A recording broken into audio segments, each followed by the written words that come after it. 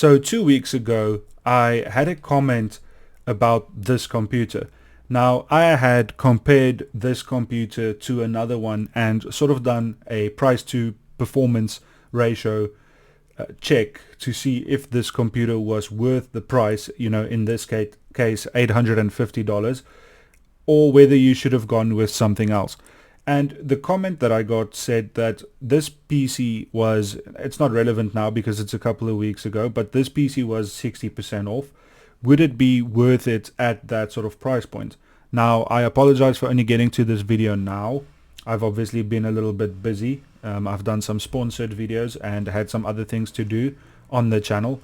But let me make this video in retrospect, and let's take a look at whether this PC would be worth it at a sort of a price of, let's say, 50% off, 60% off, something like that. Now, at 60% off, this is an $850 PC. So what does that come down to? $400, $380, something like that. So let's go with $400. If this PC is $400 with these specs, what is the price to performance ratio, and would it be worth it? Let's build our own system with similar components and see what that would cost us, and then we'll compare and see if you can get this PC for half price or more. Should you buy it, and what is the price to performance going to be for that? So stay with me and let's do it. So if we go with the price of $400, and let's consider the components. So this is the Skytech Gaming Nebula Gaming PC Desktop, quite a name there. And this is an i5 3400F, a RTX 4060 base, 1TB NVMe SSD for storage, 16 gigs of DDR4 RAM, 3200 MHz, and a 600 watt gold rated power supply. We don't know which one. It comes with 11 AC Wi-Fi, so I assume that means a Wi-Fi card or Wi-Fi on the motherboard. And it comes with Windows 11 Home. And of course you get this case. It seems like you get a CPU cooler, and you get some fans as well. So overall, I mean, this is quite an impressive PC for gaming. Not the best thing in the world, but quite good. And then looking at this, you do get some RGB functionality. You get a decent looking case. It seems to have some good airflow. So all in all, quite a good PC for gaming specifically. And we are talking now at a $400 price point. Is this worth it? So I'm going to say that this is actually quite a good price, because you'll struggle to buy something like this secondhand for $400. So if you can get this for 50-60% off, I would say it is definitely a good price. But apart from this, I've chosen some components that we are going to build our own PC with, see what the cost comes up to, and then we'll compare the two PCs. Obviously, the first thing we're going to take a look at is the graphics card. And, this PC is equipped with an RTX 4060. And this is, at this point, basically an entry-level card. If you're looking anywhere for, let's say, above HD, it's going to be an entry-level card. But for HD gaming, it's still quite a good card. It does offer pretty high performance gaming at HD, and you'll be able to play most games on Ultra. So not a bad choice overall. And this is coming in. Now we are looking at the stock prices. This is not some special price. These are just the stock prices. And this does come in at $300. So already we are nearing the price of the entire PC if you are taking it for about $400. Even if this PC were $500, $300 just for the graphics card is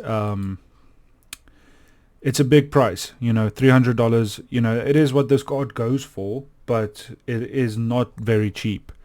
So we are not going to be able to get anywhere close to this PC in terms of price to performance. And then if you move on to the CPU, I couldn't even find a 13400F, so I've gone with the 12400F plus a Gigabyte 760M motherboard, and it doesn't come with RAM either. So, and these two together is another $221. So already we are at $521. We only have a graphics card, motherboard, and CPU so far.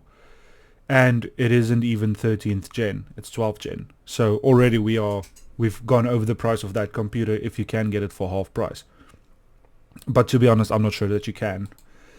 Looking at the case, if we take something like this, because you have 4 fans, you have ARGB, and just a nice ventilated case, this is going to be also another, this one doesn't wanna, well, let me just refresh, $60. So another $60 for this case. So that's already, we are at $580. And we haven't even taken a look at RAM, at a power supply, at storage, Wi-Fi. So I can already tell you that we will not be able to match the value of that PC in any capacity, because we have a worse CPU, probably a better shroud of graphics card, even though the Ventus isn't the best. And still, we are already approaching $600.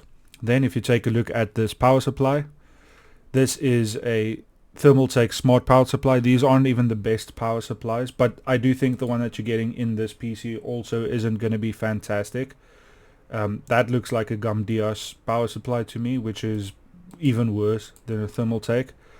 But now we are, with another $40, we are at $620. RAM, this is just some cheapo Alloy RAM, another $30 here. Let's just refresh. Another $30 here, and this is on special. So we are at $650, and we haven't even gotten close to the value of half the price of that PC. For storage, we are looking at another $50, and that's for a 1TB drive. This one also has a 1TB drive. So we are looking at $700 all in all. So $700 for specs very similar to this, but a worse CPU, a previous generation of CPU, and we haven't added Wi-Fi, so you can add another $15 to it. This motherboard doesn't have Wi-Fi either. So if you are able to find a PC like this for around $400 to $500, I would say go for it. But the fact that we can build this PC for $700 and this one is $850, it actually tells me that even at $850, this PC is priced quite well, because we have to add a Wi-Fi card, we have to add a CPU cooler, and this one comes with it. This one is pre-configured. It's going to have nice cables done nicely behind it, tied nicely, and it's gonna be a good solution for out of the box functionality. If you're someone that's just playing games, you don't want to bother with building the computer, having to tidy the cables yourself, having to put everything in the correct positions, and then you're worried about damaging something and voiding some warranties. Maybe this isn't the worst price in the world, coming in at $850, because you get some form of peace of mind when you buy something like this, but that does depend on the pre-built manufacturer. In this case, you have a lot of ratings. Now, how trustworthy they are, I'm not sure, but you can check that out for yourself. But buying something like this, if we were to build this, let's say $750, because you have to add that Wi-Fi card and a CPU cooler. So you're saving only $100 by buying this yourself, if you are buying from Amazon. If you buy used parts, that's something else, but you can't compare a used computer to a new computer. That isn't fair for the pricing structure. So I would say that if you can get this for $400, $500, even $600, definitely go for it. It is a good price. It's a relatively good PC for gaming, especially HD gaming, and yeah, at that price there isn't that much to lose, and I think you'll basically be in for a really good deal if you can find it for that price. So with that said, thanks for watching, and I hope to see you in the next one. Cheers.